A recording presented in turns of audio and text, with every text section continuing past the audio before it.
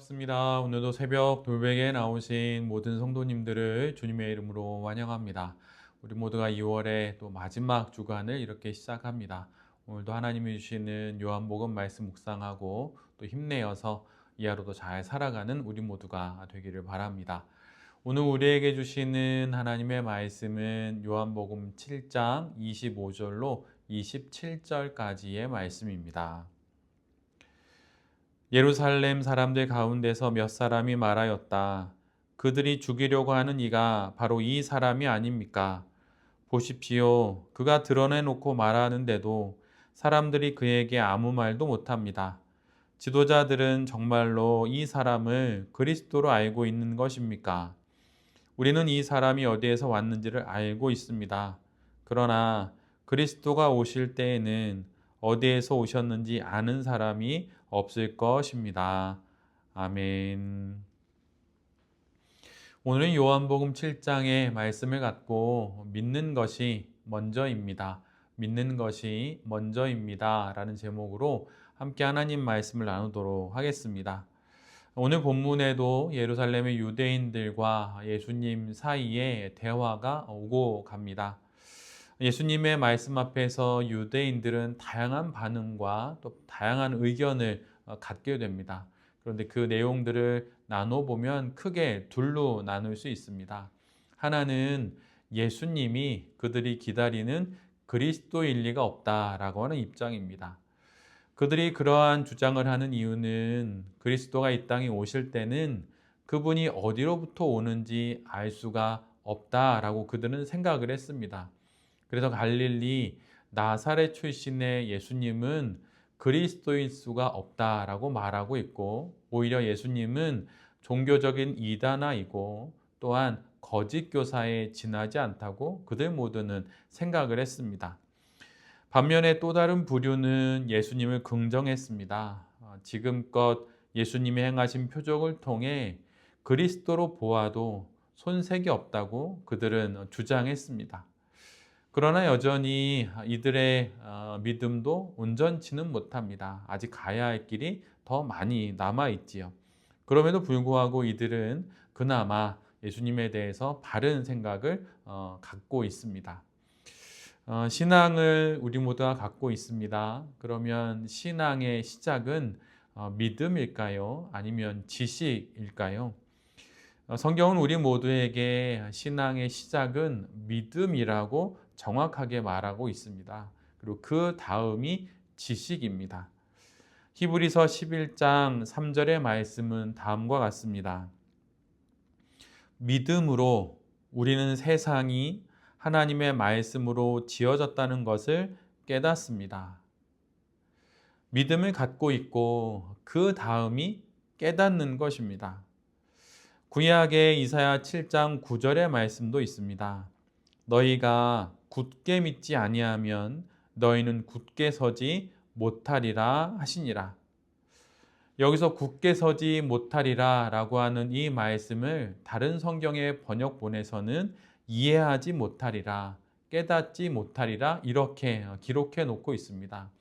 즉, 굳게 믿은 이후에 비로소 굳게 깨닫는다고 성경은 우리 모두에게 말하고 있는 것이지요. 이를 바탕으로 고대 교부들도 초대교회 교부들도 이런 주장과 맥을 같이 하는 이야기를 했습니다. 아우구스티누스나 안셀무스 같은 사람들은 나는 이해하기 위해 믿는다 이렇게 말했습니다. 나는 믿는다, 이해하기 위해서 이렇게 말했던 것이죠. 이들이 믿음을 지식에 앞세우는 데는 이유가 있습니다. 여러분 한번 생각해 보십시오. 지금 우리 모두의 손에 스마트폰을 가지고 있지요. 그런데 우리는 그것을 잘 사용은 하지만 그 작동 원리는 전혀 알지를 못합니다. 우리가 매일 사용하고 있는 스마트폰임에도 불구하고 우리는 그거의 작동 원리를 전혀 모르지요. 만약에 스마트폰의 원리를 다 알고 나서 그 다음에 사용해야 합니다라고 말한다면 지구상에 있는 사람들 중에 몇 명이나 스마트폰을 사용할 수 있겠습니까? 이렇게 손에 들린 사람들이 만든 스마트폰도 그 원리를 알지 못하는 게 우리인데, 피조물인 인간이, 유한한 인간이 창조주이시고 무한하신 하나님을 다 알고 난 이후에 믿는다는 것은 있을 수가 없는 일입니다. 불가능한 일입니다. 그렇다고 하여서 아우구스티누스나 교부들이 이야기할 때에 믿음이 중요합니다, 믿음이 먼저입니다 라고 말하지만, 그들이 지식을, 하나님에 대한 지식을 간과하거나 무시했던 것은 결코 아닙니다. 먼저 믿고 그 다음이 지식과 깨달음이라고 하는 순서를 이야기한 것이지, 지식이 필요 없다고 그들도 말하지는 않았습니다.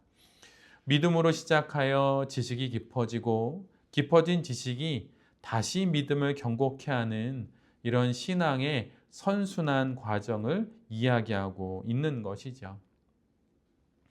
우리의 신앙 인생에서 중요한 것은 우선 믿는 것입니다. 그렇다면 이 믿음은 어떻게 생기는 것일까요? 성경은 우리 모두에게 믿음은 은혜로 믿어지는 것이다, 이렇게 말합니다.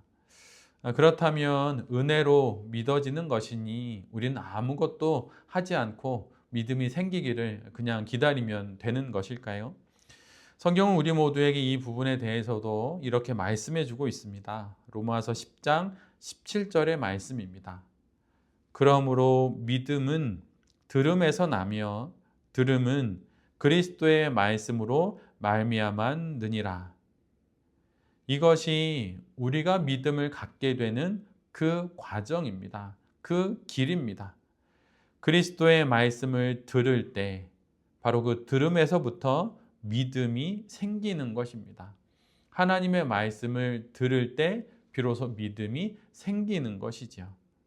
성경을 우리가 읽어야 하는 이유가 바로 여기에 있고, 설교를 들어야 하는 이유, 또한 신앙을 잘 정리해 놓은 신앙서적을 읽는 이유가 바로 여기에 있는 것입니다.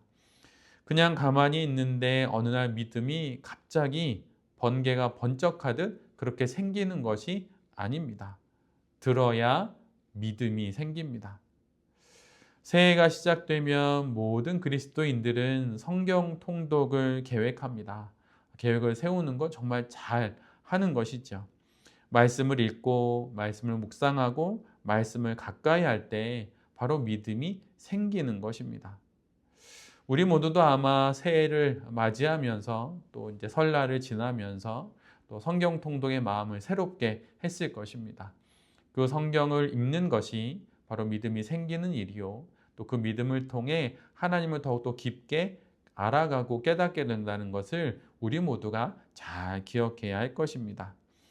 우리 모두는 지금 사순절 기간을 지나고 있습니다. 사순절을 지나고 있는 지금 다시금 말씀을 가까이 하고 읽음으로 더 튼튼한 믿음을 갖게 되는 우리 모두가 되어야 할 것입니다. 말씀을 가까이 하십시오. 믿음이 더 깊어질 것입니다. 새롭게 한 주를 시작합니다. 말씀을 듣고 말씀을 읽음으로 믿음의 새로운 여정을 걸어가게 되는 우리 모두가 될 수 있기를 간절히 기도드립니다. 아멘. 함께 기도하겠습니다. 주님, 하나님의 말씀을 들음으로 믿음이 생긴다는 것을 알았으니 말씀을 읽고 듣고 또한 쓰는 일에 전력을 다하겠습니다. 믿음으로 시작하여 하나님을 더 알아가는 그 깊은 지식에 우리 모두가 이룰 수 있게 하여 주시옵소서. 또한 이를 통하여 참되고 깊은 그리스도인이 되게 하여 주시옵소서. 이 모든 말씀 예수 그리스도의 이름으로 기도드립니다. 아멘.